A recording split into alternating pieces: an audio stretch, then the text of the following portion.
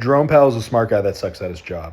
I voted for Trump, and I want to tell you that because I want to defang the politics of this conversation. Jerome Powell was appointed by Trump. He was an inside guy. Trump didn't really know what he was doing to achieve his goals. He didn't even know what his goals would be. Under Powell's tenure, he's made errors under Trump 1, Biden, as well as right now. In 2018, the majority of economists were saying that the economic expansion had gone on too long. They said he needed to raise rates to get out ahead of inflation. That kind of thinking, like it's the bound to happen, not acknowledging that it was the slowest recovery from the Great Recession, which was the worst recession since the Great Depression, was really stupid, and he pivoted very quickly.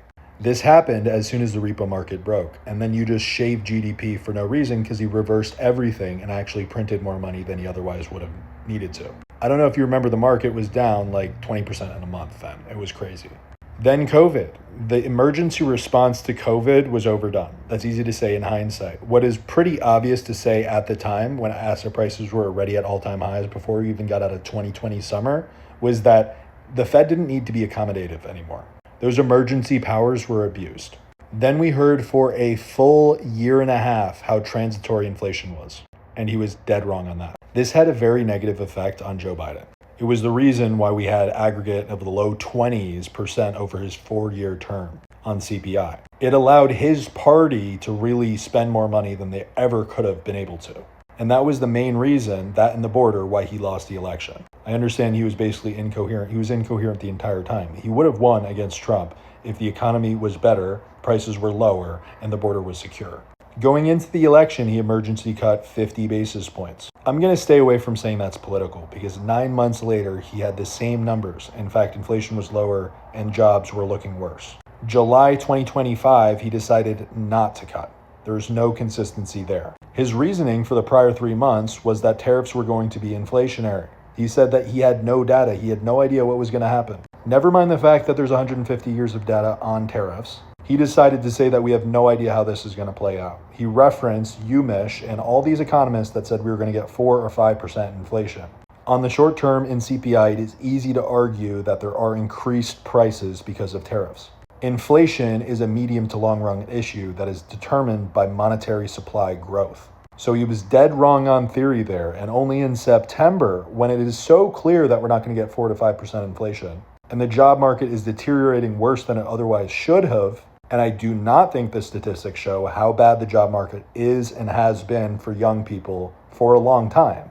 Then he decided to baby cut and say that Trump was pressuring him and pushing back on Fed independence. I believe if Trump had just kept his mouth shut, Powell would have cut in May, maybe July. I don't think he ever would have actually stopped cutting. He would have gotten down to 3% January, February, March of 2025, which is about what people believe R-star is, which is higher than the pre-pandemic era. That is the neutral rate that the Fed talks about often. Now for him to come on TV, right, it's a grand jury subpoena. Basically, they're just trying to get records. He's not being charged with a crime. Then he leaks to the NYT and then is immediately ready in a suit and tie to say that this is about him not cutting interest rates. To me, that reads as a guilty conscience and is possibly a Streisand effect. The facts are that he asked for $300 million from Congress to renovate the HVAC system and do some minor electrical upgrades in the Eccles building.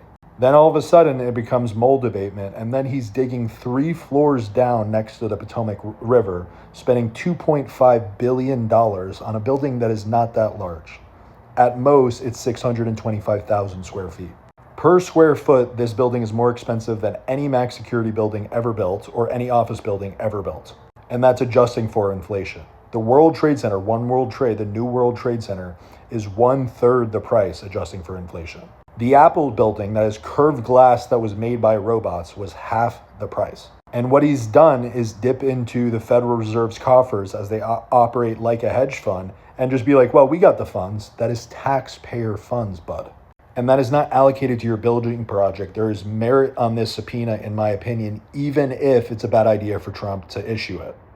Where we go from here is worrying me. There are 3 options, seemingly, for the next Fed chair. One of them is Hassett, who's definitely the most aligned with Trump. I also think he's incredibly smart and intelligent. Just like Moran, he just has all of Trump's views. That's why he's elevated. On the other side, you have Waller, who also supports cutting rates, but for a very meticulous PhD level reason. He has not supported Trump all of the time. He's also incredibly smart, but he's an inside the beltway guy, just like Jerome Powell. And that may be the reason why Trump doesn't want him, because he got burned by appointing Jerome Powell. The third guy, Kevin Warsh, has good hair, and you may think that is the safest option. That is the option that Trump should choose. And if Trump appoints him, I'm going to be just as critical, almost guaranteed. This guy married the billionaire heiress of Estee Lauder. As soon as he did, he was appointed to MD of Morgan Stanley, where everyone said, but this guy is stupid. Like, why would you make this guy an MD at 32?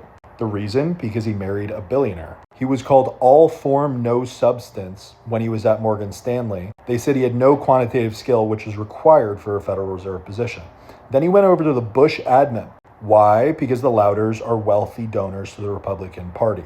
And he basically just set up meetings, and all of a sudden he's promoted to Fed governor. And people are like, this guy has never issued any academic research. He's never said anything intelligent. His background says that he's not intelligent, but he's an amazing schmooze. If you look back at his resume now, you're like, oh, he's a Fed governor. He was an MD at Morgan Stanley. He's the markets guy, right? I'm telling you, this guy's pedigree is only the access that he has, and he's married to the richest Jewish woman, one of the richest Jewish women in the world. If he's appointed, I think the market will swallow it initially well, and the downstream effects will be awful. This guy is Jerome Powell, but less smart. He is so connected to the financial elite in Wall Street and the Hampton Circuit that it will permanently fracture the country, I believe, populist left and right aligned.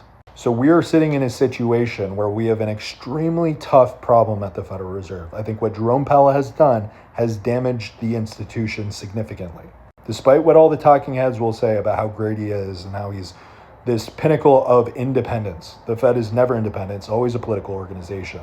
But really, first and foremost, it defends elitist interests. Whether you voted for Kamala or whether you voted for Trump, I would invite you to acknowledge with a little bit of objectivity what is happening at the Federal Reserve. If you do not understand the complex dynamic of this behemoth that has gone from just minor tweaks on rates to being the buyer of last resort to being like the bazooka, as well as a regulator, it has become so crucial to our economy when it used to just take the back seat. I think Jerome Powell was bad and he damaged the institution. It can get a lot worse. If we have a guy that's a billionaire by marriage, we're going to have significant problems. Hassett, yes, he's Trump's guy. Waller, yes, he's an inside the beltway guy. Nobody's get appointed unless they're going to cut rates. That's for sure. I honestly don't care whether you want Waller or if you want Hassett. If we get Warsh, you may think it's like just right and it's the medium option and it's fine. I'm telling you, it's going to be extremely bad for the country.